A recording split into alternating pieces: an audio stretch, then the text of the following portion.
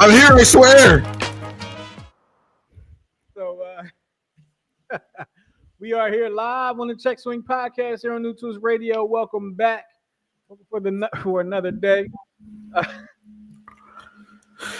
Just caught me off guard. I was not expecting that because that wasn't what you looked like backstage. So Sorry, yeah, I'm switching to the other camera because this new camera isn't it's not cameraing.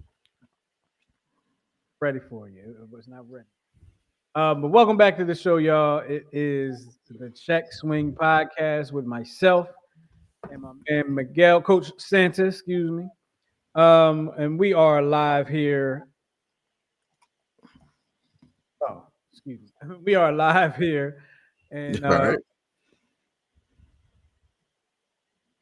text messages can't. I thought you were talking to me, and I didn't understand what was going on. Anyway, my bad. I digress. I used to have a advisor in college talk, and then she would talk, and then she all of a sudden as I digress, and then she would move on to something else. And even realize you don't even remember what was going on. But anyway, You don't remember why she digressed? but we are live. We are back. Welcome back to the show. And as always, I like to ask my people how they've been since the last time we've been on the show. So Miguel, my man. Sir.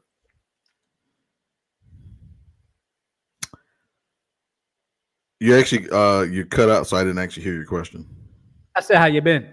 Hi man.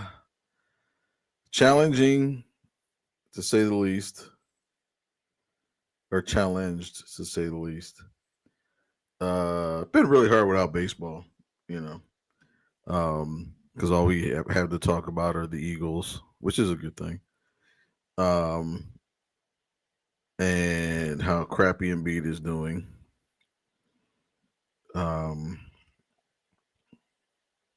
Yeah. And it's fall. The leaves are falling. I think I've come to the resolution that at the beginning of the year I want two things. I want a dog and a gun. Well, Trump will be in office. You'll be able to get both. Wasn't expecting that response. Either one of those. I'll just tell you that right now. Tell you that right now. We do have some things to talk about today. We got a lot to talk about. We are going to talk about Embiid. We're going to take a dive into that, and I know Miguel's going to enjoy the conversation. And there was a report of the team meeting after last night's game. Some reports are coming out from that. We're learning more about that, and if you haven't heard, you'll hear about it tonight. Also, the chances of the Eagles, the Eagles beat the Commanders on Thursday. Didn't know. I hope you weren't waiting to see the game. My bad. But the Eagles beat the Commanders, and they're traveling to LA. So we're going to dive into that game. And Miguel, I don't know anything about outside of Puka Nakua and what's that one's name? Wait, your mic cut out on that. What'd you say? I said I don't really know much about the Rams. Oh, outside of Puka Nakua, Matt Stafford, of course, and what's the other? I can't remember the other wide receiver's name. just keep saying Puka Kanua. I think when I do get my dog, that's gonna be the dog's name, Puka Kanua. Nakua. Please don't have me saying the guy's name wrong. You're gonna have me messing up. So we're going to talk about that. The new Hall of Fame ballots have come out for 2025. So, the Baseball Hall of Fame have come out. The 2025 ballot is a ballot of, I can't say current players, but recently retired players. And then you have a Classics ballot. So we'll bring you both of those tonight. And, think who's getting in. And I want to know who you think is getting in. So let us know. Hit us up on the on the chat. Hit us up on the comments and all that good stuff. And let us know who you think in there. Who you think in there? Or of course you can call us. I have to open up the phone lines first so you can call us. What happens when you messing up before? But Miguel, I have to tell you Embiid. Miguel, Sir. I'm gonna let you open up the conversation. I'm gonna let you enjoy yourself. What? I'm gonna let you open up the conversation about needs to the season. I'm not and here's what I mean. I'm not looking for you to give me no numbers.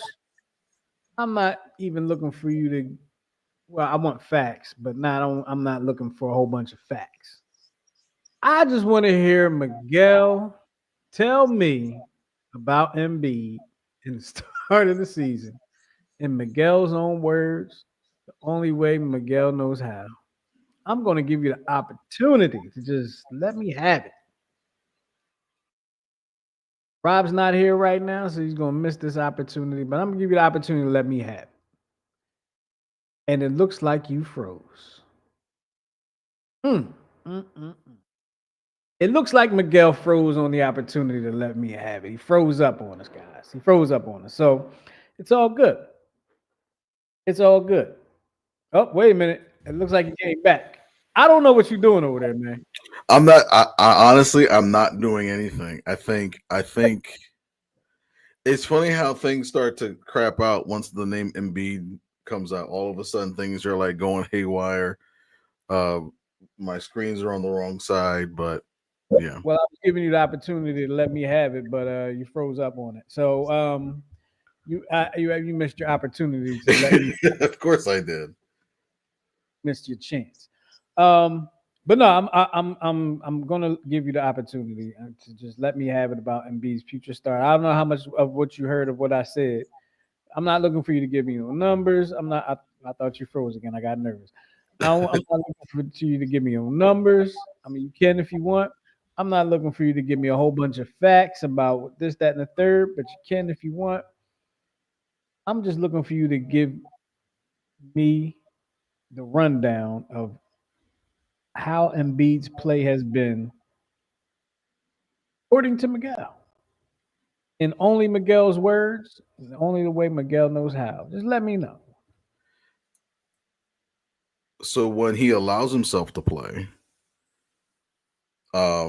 which what it's what 13 games in, and he's played how many games? Like how many? I can't hear you. I think 3. Okay.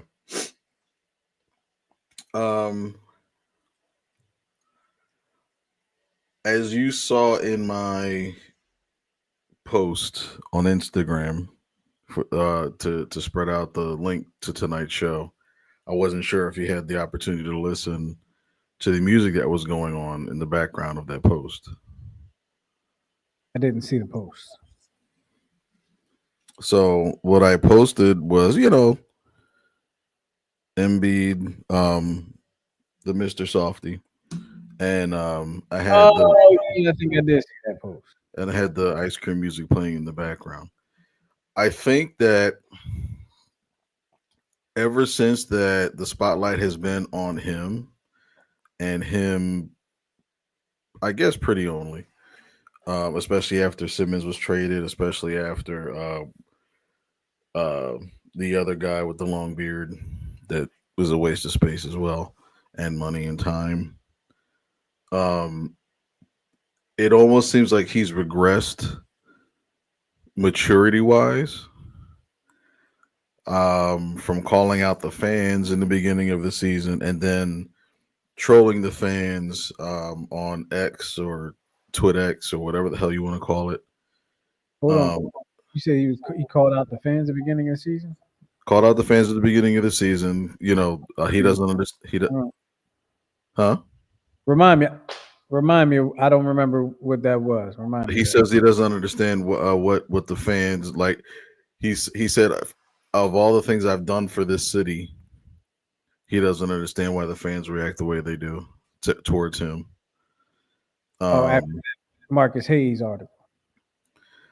Yeah. I mean, yeah. But even with the Marcus Hayes thing, I mean, I'll be honest, I'm not a Marcus Hayes fan either.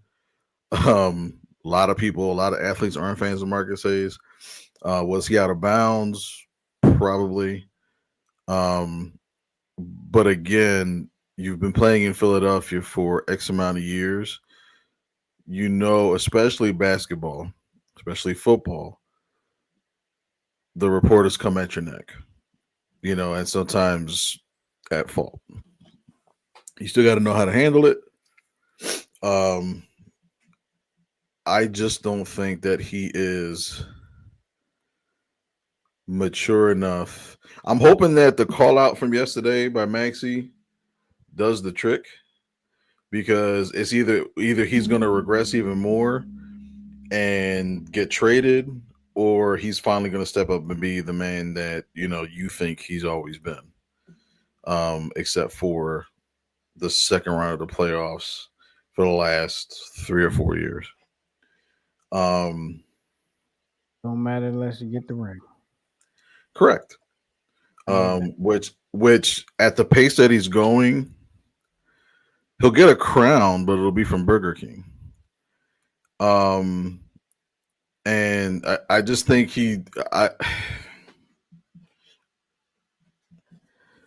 to be called out for being late, to be called out for not giving an effort, I think is atrocious. I think it hurts the Sixers as an organization with its fans. Never mind the fact that Josh Harris is a complete, douche wagon. But at some point the accountability has to be on him to make a serious change. I don't know what this lie was about him losing all this weight and getting faster and quicker and stronger, but it sure is not looking good in his play. And some of the reports even said maybe they're starting to tank again. Maybe they're starting, quote unquote, the process 4.8 or whatever the crap. But something's got to give. Please don't put me through the process again. But this is what the process got you. And now we have to talk about knee management every other game. I'm gonna go ahead and stop you right there. Because to me, I'm gonna tell you this: that to me, the process ended the day they got Sam Hinkie out. Right? I'm not saying that it was needed. I'm not saying it wasn't needed. I'm just saying that was the day the process ended to me, because the process was a plan. He didn't see that plan through. They brought in another guy. Well, I'm failing to remember his name right now, but the very popular. Elton Brand, wasn't it Elton Brand? No, not Elton Brand. I'm talking about his name will come to me later. But they brought him in. He had his own plan, and he had to be removed because of tweets that he had about Ben Simmons and whoever else. Oh, Colangelo. Thank you, Colangelo. And then now they got what's the name that came in from Houston, and this is the third different plan since, or it was second different plan since the process started. Third different plan, whatever it is. Third. So yeah, that process has been over. But please don't take me through the process again. I was one of those people that was watched every game that he possibly could of the process. I was one of those people that even went down there because the tickets were a lot cheaper. But they went down there and watched some games during the process and cheered and was hyped. Don't put me through that process again. Don't do it. You know, Please. it's funny. Where did Hinkie go after? Hinkie didn't go anywhere after the Sixers, did he? I don't know. If he did, I don't think it's in the GM role or president of basketball operations role. I don't believe so. Well, either way, no one has given him a job, so that's kind of indicative of, Maybe. Miguel, when you were talking about it, you mentioned the calling out of Joel Embiid by Tyrese Maxey. The reports are saying that during the team meeting after last night's loss, the Sixers, or let me say this first. Usually, after NBA games are over, the press is allowed into the locker room between 5 and 10 minutes, right? After a game is over, after the team goes into the locker room. 15 at the most, right? It's usually, it's not that much. Last night, the press wasn't allowed into the locker room for an hour. Till an hour after the team had went to locker room. So they had a team meeting. Excuse me. Reports are coming out from this from this meeting. There are reports coming out saying that Tyrese Maxey called out Joel Embiid for being late for everything.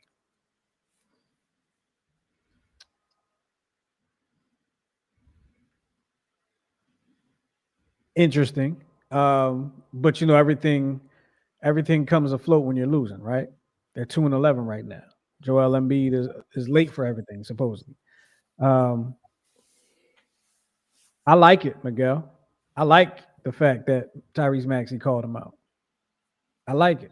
I've said on this show before, Tyrese Maxey's my favorite Sixer right now. I know I'm a Joel Embiid apologist. Very much so. Admit to it. But Tyrese Maxey's my favorite player on this team. And he has a friendship. Him and Joel Embiid have a friendship. And Joel Embiid has called him out on some things before. So what I hope is, like you said, Joel Embiid is able to receive the call out, receive the criticism, whatever, and grow from it. Get better from it. Not be one of those prima donnas that's how dare he call me out? Like, who think he is? No, grow from it, man. Grow from it. Because right now something ain't right. Something ain't right. This definitely ain't the Joel Embiid I'm used to seeing. And I'm gonna tell you straight up, it ain't the Joel Embiid Miguel's used to seeing. Don't put words in my mouth. I listen. You ain't used to seeing Joel Embiid only score 11 points. You're not. Hasn't been a thing in his career. Even in the playoffs last year, he averaged 35 points a game. So what is it? Why? So say. It's probably everything that you've been saying. Probably everything you've been saying. Not in shape. Not putting in the work.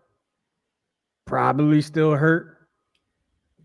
Maybe not. Maybe the baby crying, keeping him up at night. I don't know. Maybe, I heard Chick-fil-A got something new shake or something. I did. Maybe, Maybe he hurt himself in the Olympics. He didn't play that much in the Olympics. I think there might be one game he played a lot. He didn't play that, and there was one game he didn't play at all. I think it was the second game. I'd be interested to know. Still not mad at the decision.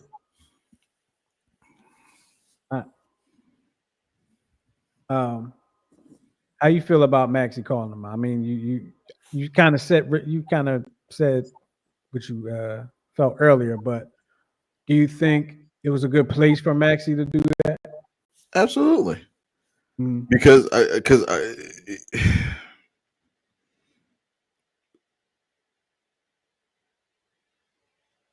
he seems like the type of guy that like knows how to say stuff like that, and backs it up with how he practices and how he plays. So apparently there was talks of the frustration as a team where Embiid even kind of fired back. Is like, well, I don't know where I really need to be on the court and where people are placed, but that comes back to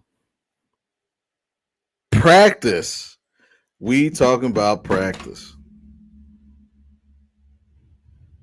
Remember the last time somebody talked about practice, the Sixers went down the hellhole. The last time we had a player of this magnitude and we had to talk about lateness and not doing the right things. In defensive AI, I don't think there was ever a situation where AI didn't know where everybody was supposed to be on the court. Right, because he wasn't at practice to know. So that's why he was the ball hog, shooting the ball 96 times a game, scoring 40 points. I mean, I loved Iverson too, but he wasn't a winner, and he didn't practice like a winner. And I'm not gonna say that he didn't play balls out or anything like that. But you have to know after like your seventh and your eighth and your ninth season that the way you're playing doesn't win you championships. It wins you fans. It wins you tickets in the seats. But at the end of the day, you're sitting home watching Kobe shooting crucial three after crucial three, and passing it off to Shaq or whoever is his center or Derek Fisher to win championships. And his legacy is he was a baller that didn't like to practice. And this is a question. Your um your measurement for being a winner is winning championships? You got to take it into account. I mean, but doing everything that you can to win, I would say. I'll rephrase it because I know that sometimes some players are just the victims of the players that are gotten the GMs and stuff like that. But um, because I know there's quite a few players that were winners. They just had the bad luck or the misfortune of injury and didn't, like I would consider Ken Griffey a winner, but he had the injury bug most of his career. Um, that's really the biggest thing. But you can't ever say that he didn't come to play. You know. But with Iverson, yeah, you could say the same. He came to play, but did he come to win? Like Embiid comes to play. I think he Embiid, tried to win every game he was in. say again. I think he tried to win every game he was in. Right, but see then it becomes a battle between mental and ego, because now you're talking okay, yeah, I'm gonna try to single handedly take my team forward, and then it becomes a selfish thing because then he'll pass it off to Eric Snow, and he'll miss a shot, then take it. Okay, well, I'm just gonna do this myself, and do what he normally does. Hmm. Now with Embiid, That squad he had to. did he? Let's be honest, man. We love that squad, but let's be honest. This squad ain't had no business being in the championship. Really didn't. No disrespect. I mean, I know it's disrespectful to say it. We love that squad. Yeah. That squad ain't had no business being in the championship. They just didn't. They got out to that hot start, won like 10 games in a row to start the season, 13, something like whatever it was. And they just kept rolling. And then when they got to Kembe, they were just able to get through that.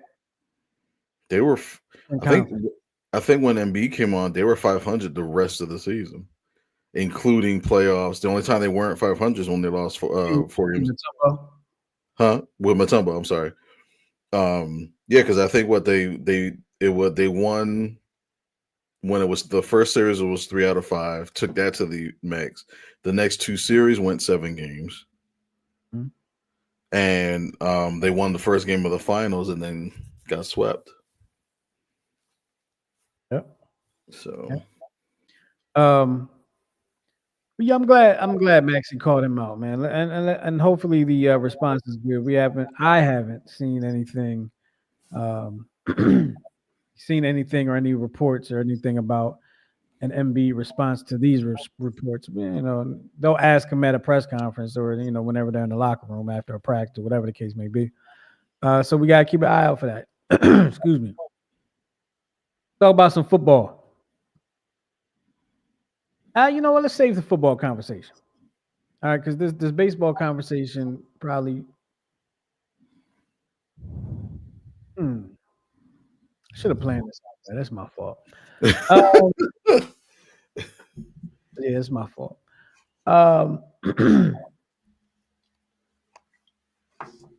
The ballot, as I was talking earlier, the ballot for the Hall of Fame, 2025 Hall of Fame, Major League Baseball Hall of Fame has come out. And there are some interesting names on there and some familiar names on there. And I'm going to go ahead and pop this in. And I see some names on there where I'm like, wow, I'm surprised to see that name. And then I see some names where I'm like, yeah, they're definitely getting in. How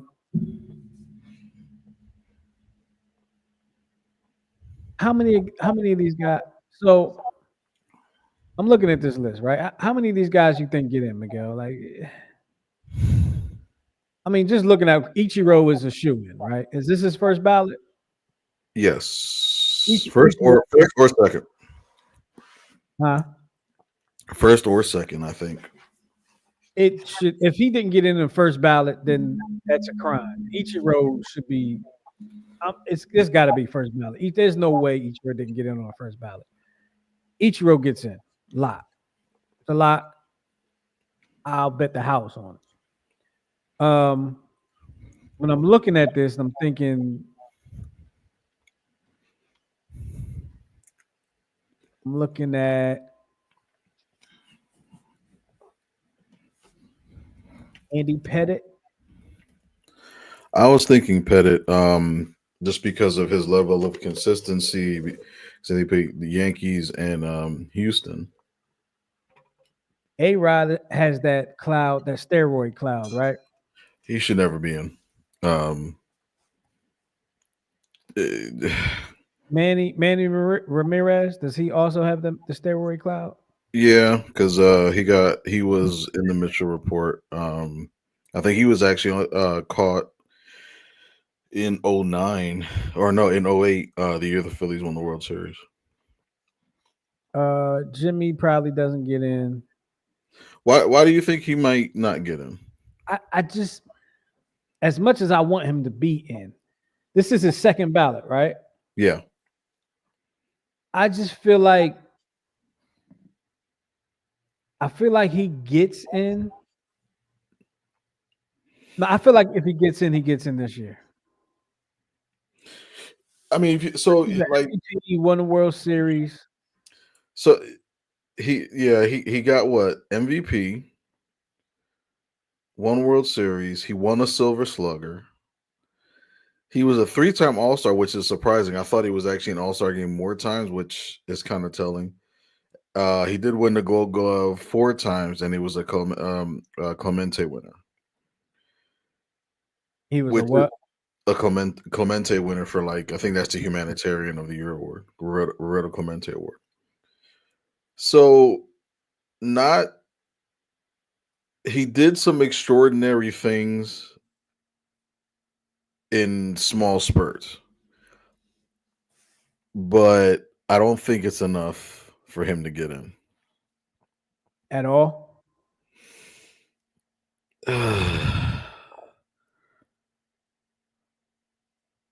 Yeah, because I'm trying to. Oh, great! It froze. Yes, my internet is freezing again. Yeah, you've been frozen for a little while. I just been letting Oh, it ride. thanks. The uh see, Jimmy means a lot more. Of course, Jimmy means a lot more in Philly, I think, than nationally. I mean, I'm not saying like they don't know who Jimmy is, but I feel like he was in the era. He was in here at the same time as Jeter. He's in here at the same time as Alex Rodriguez. He come off the heels of Cal Ripken, and he just kind of wasn't that go-to name, unfortunately. And he won an MVP, and it's unfortunate to say. And I want Jimmy to get in the Hall of Fame bad though. I want him to get in the Hall of Fame bad. But I let's I want go I ahead. want Go ahead. him I want him to get in before Chase Utley. Yeah, me too. Me too. Um. So okay, so you got CC. CC gets in. He might. Is this first ballot for him or is this second? First I or think second. I don't recall him being on the list. I think this is his first. I don't think he's the first ballot Hall of Famer though. I thought this might have been the second. Is this the first?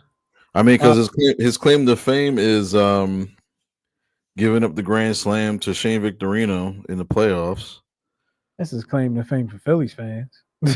And yeah, he played for the Yankees the year they won the World Series. I think they won Against the that Phillies. against the Phillies, but I think they won more so in spite of him because he wasn't bad, but he didn't do anything special. Um,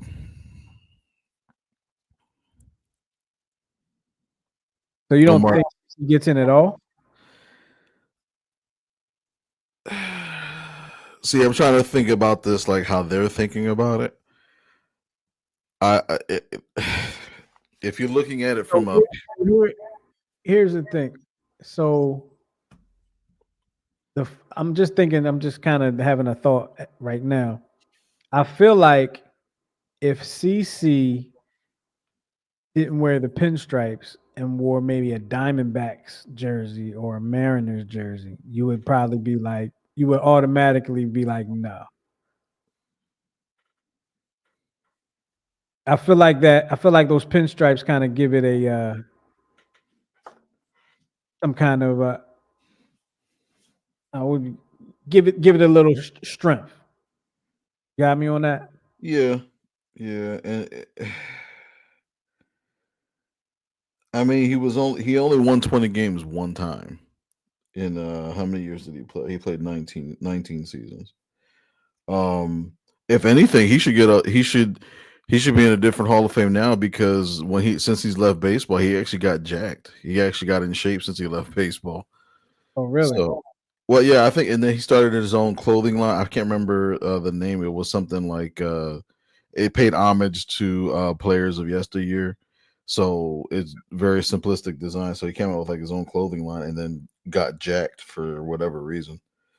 But you know, he won 20 games one time, 19 games twice, and everything else was like 13 and 11, 13 and 9, 15 and 10. So it's like nothing that's like that like cries out that he when I think Hall of Famer, it's like okay, there's unequivocal doubt that he should be in, right? Hmm. I don't even think him being a Yankee actually helps him either way. Because even on the Yankees, he was there almost 9, 10 years. He did win a World Series his first year there and didn't do much after that. The whole team ain't do much after that. Mhm. Um, Now Andy Pettit, he won 20 games, I think three. as a Yan or did he go to Houston at some point? Why do I feel like he went to Houston? So yeah, he did go to Houston for 3 short seasons, then came back to the Yankees. Okay. He was on that World Series team in '09. Um, But he was clutch in the postseason too. So like he had some pretty clutch games, even for Houston, even though they got swept by the White Sox. I think, yeah, White Sox in '04. So it's like, you know,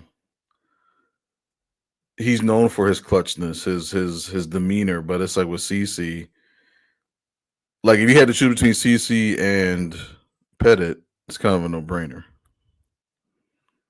Yeah, I'm going with Pettit. Definitely going with Pettit. Um, a name that's interesting to me on here, Billy Wagner. He got caught up in the steroids, right? He did not. I don't believe he got caught up in the. I feel like Billy Wagner should be in. No, he's yeah. I mean, he's a he's an Yeah, he ass. is. But I, as far as his play, he was kind of shut down. Like when Billy Wagner came in, you pretty much knew it was done. He was Yeah, one of those type of closers. yeah. 422 saves. What's the record? Do you know? I believe it's Trevor Hoffman has it, if I'm not mistaken. No, Mariano Rivera has it. Let me see what the number is. I feel like Billy Wagner should be in there. I mean, this can't be his first ballot, right? No, definitely not his. Like that, Billy Wagner should be in. David Wright. Funny thing is, I didn't even realize David Wright wasn't still playing. Are you Benzo. serious? I don't know why I always think David Wright's still playing. I really don't. Well, with all due respect, he actually probably should still be playing, but he had the same disease in his spine, the scoliosis that Eric Chavez had. And he was another great lefty that his career was cut short. And I it was sad because I remember the game that caused his injury.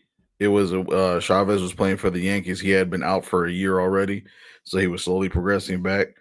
And he took a swing, and you know how you see somebody swing and it looks like they just like clutch their back.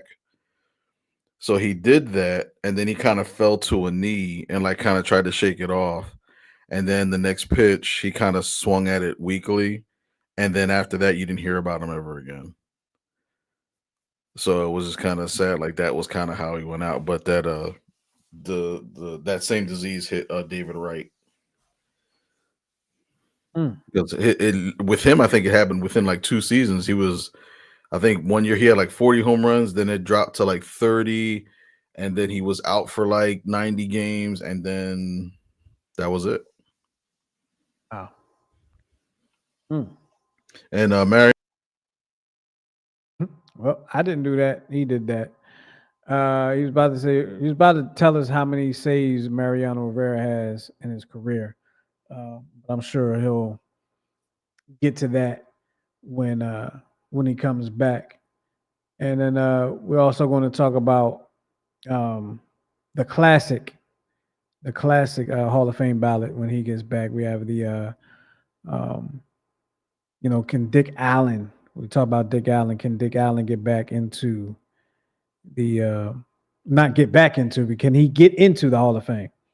Many people feel like Dick Allen is a Phillies great, one of the first black stars to play for the Phillies, maybe the first black star to play for them. A lot of people feel like he should be in the Hall of Fame, and then he's really getting a bad rap. So, we'll see. We'll see.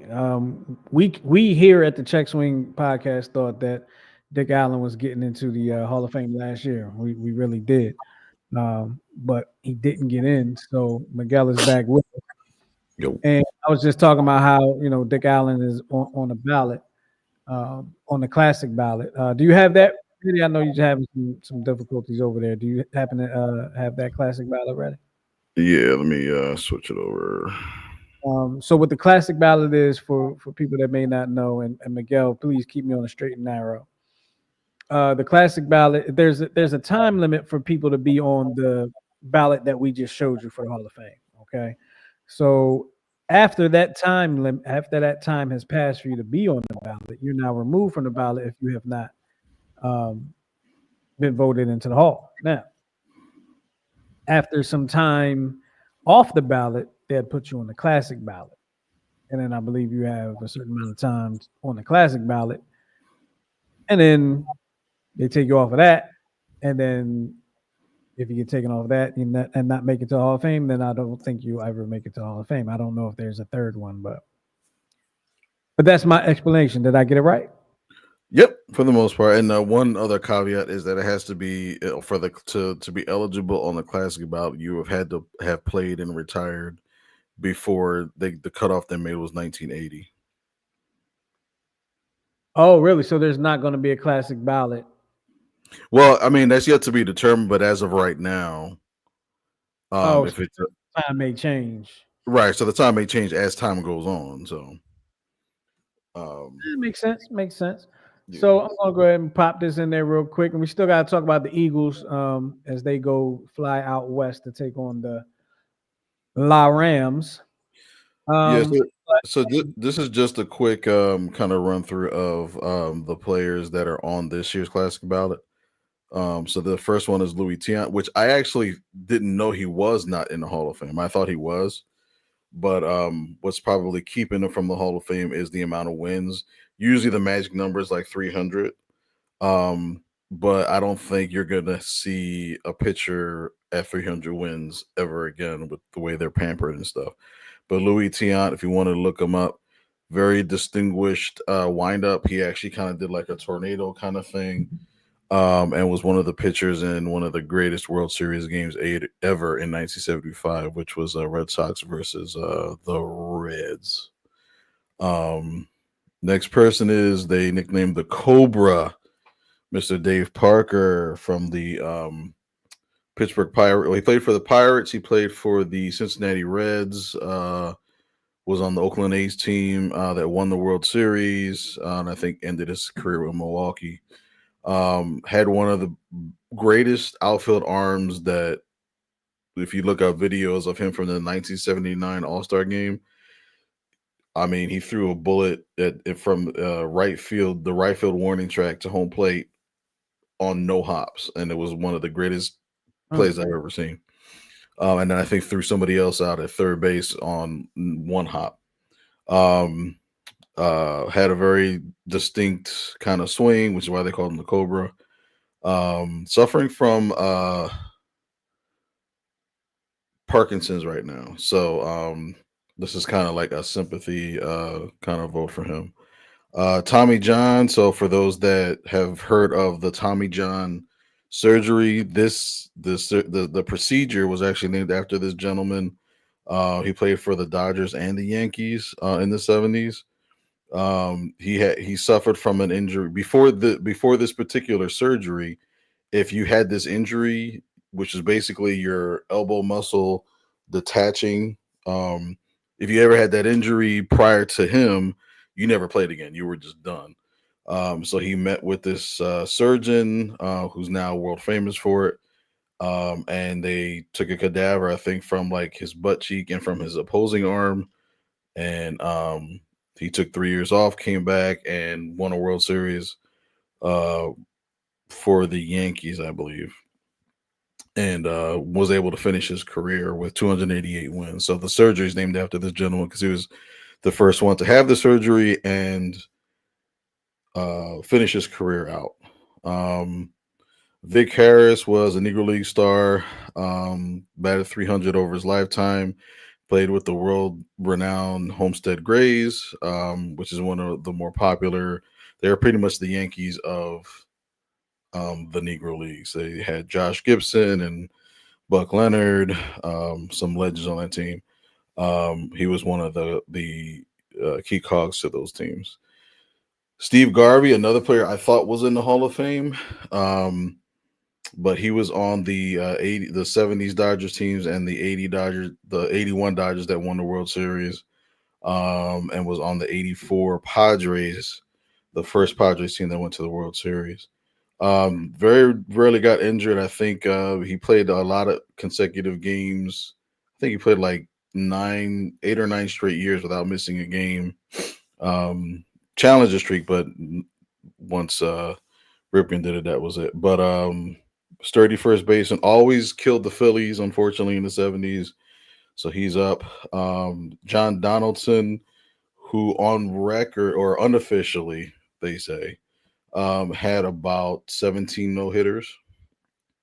But of course, you know, the records back then were not readily available because of the inequities that he experienced at that time.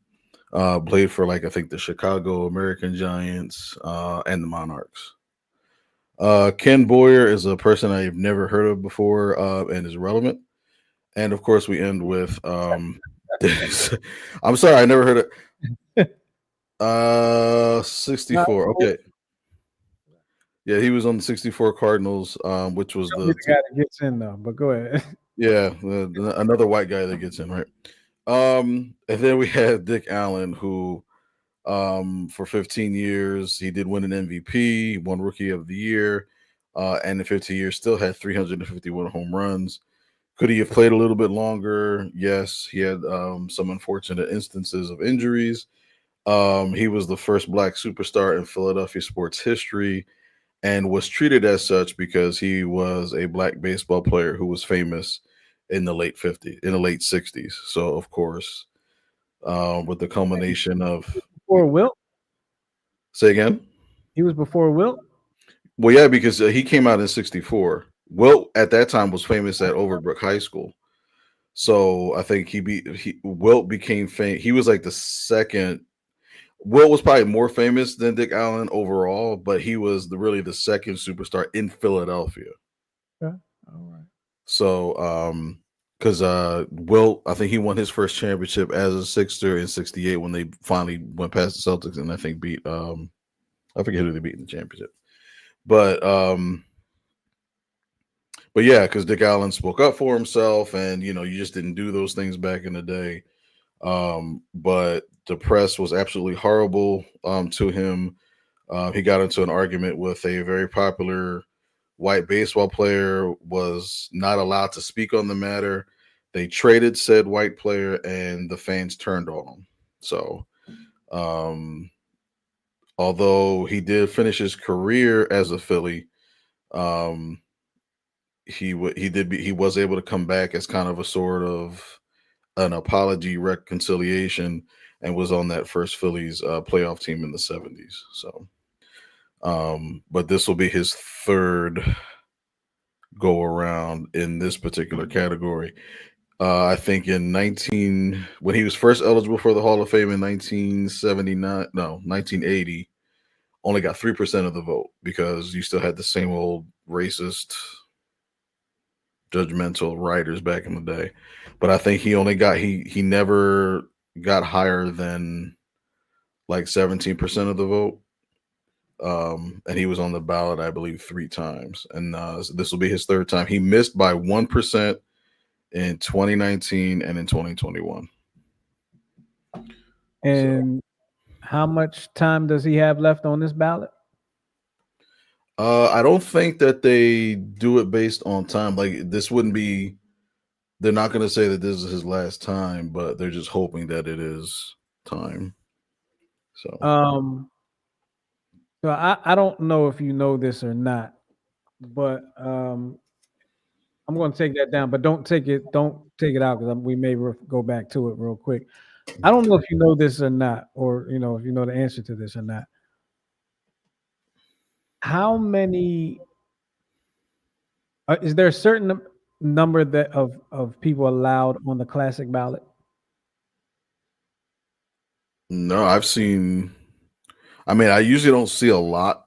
Like this seems like a lot this year. Okay, that's kind of what I was alluding to. I wanted to ask you, and if there's not a specific number, then it's not the case. But since the addition of the Negro Leagues, I mean that's interesting because they've had Negro Leaguers in the Hall of Fame before, but now that the Negro League is part of the MLB, it seems like maybe the Hall of Fame will pay, or they are going to be paying more attention to some of the Negro leaguers that might be good enough to be in the Hall of Fame, but but they're like the guys that we were talking about, like the Jimmy Rollinses, the CC Sabathias, maybe an Andy Pettit type might be in there.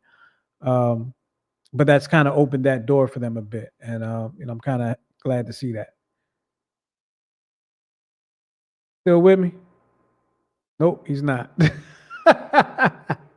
He's not. So he'll probably be back in a little bit, but we still got to there's still some talk about the Eagles that we're gonna have. The Eagles are now sitting at what, 8-2, I believe. 7-2, 8-2. I might be jumping the gun. It might be 7-2. No, they're I don't know. I think 8-2. 8-2, coming off a Thursday night win over the Commanders. They did that thing.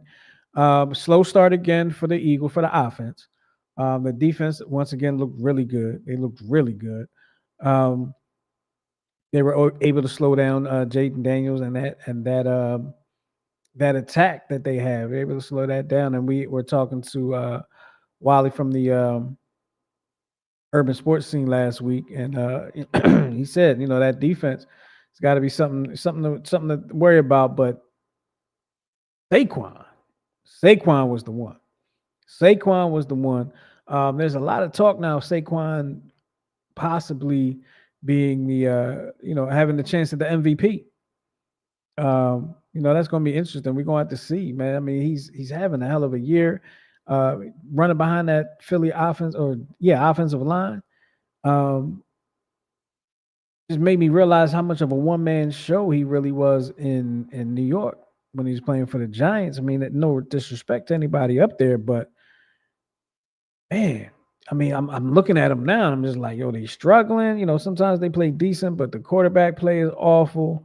The offensive line is the receivers can't get the ball to them because they can't even they don't have no time to run their routes because the quarterback is getting sacked, quarterback getting hit, quarterback getting hurt.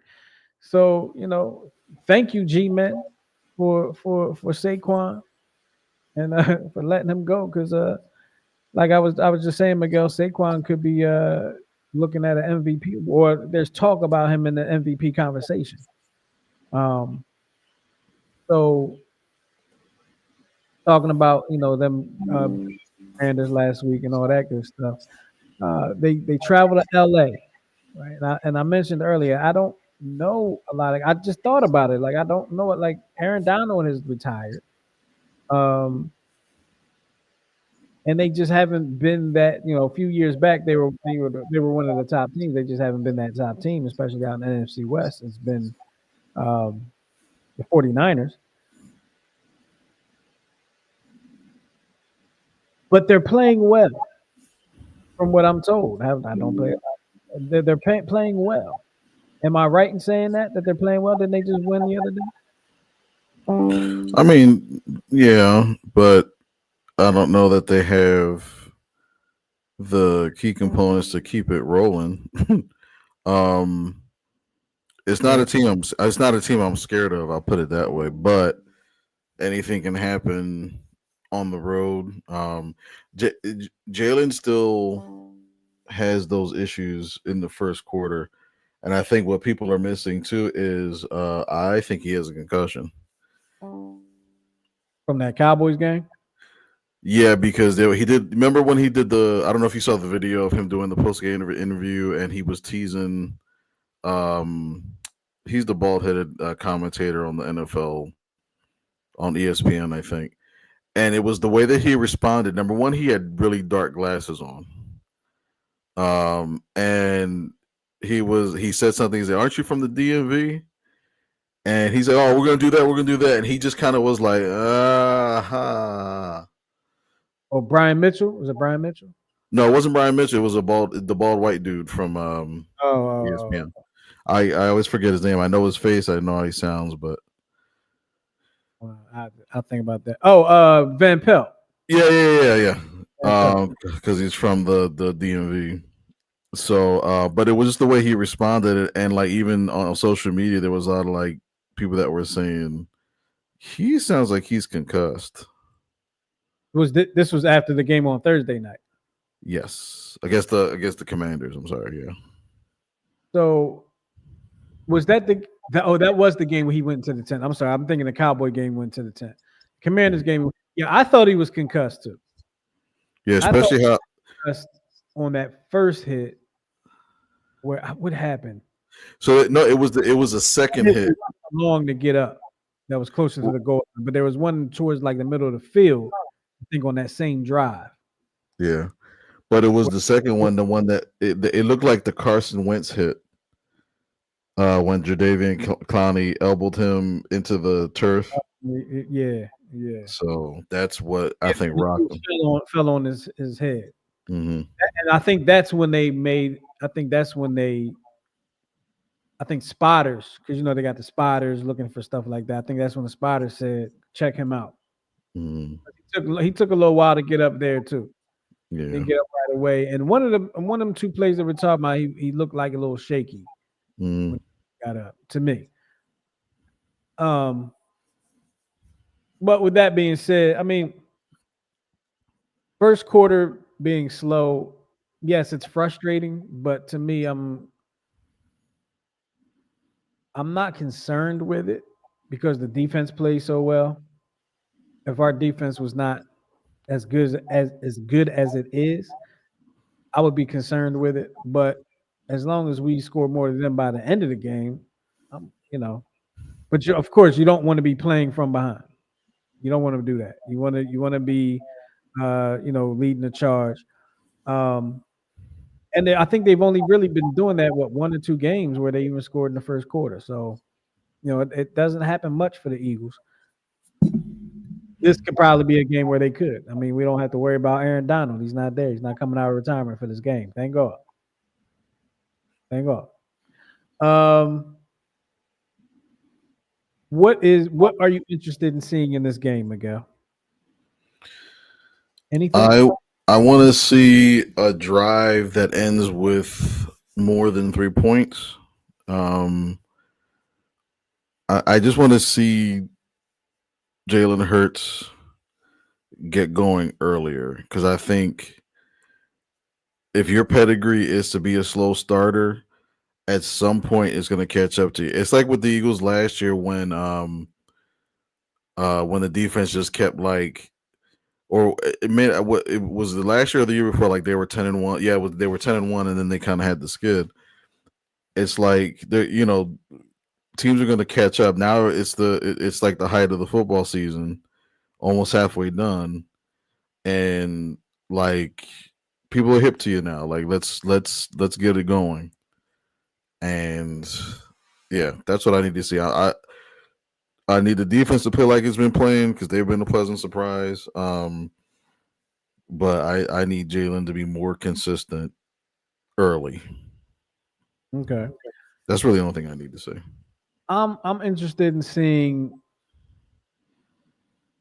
our our D backs go up against their receivers.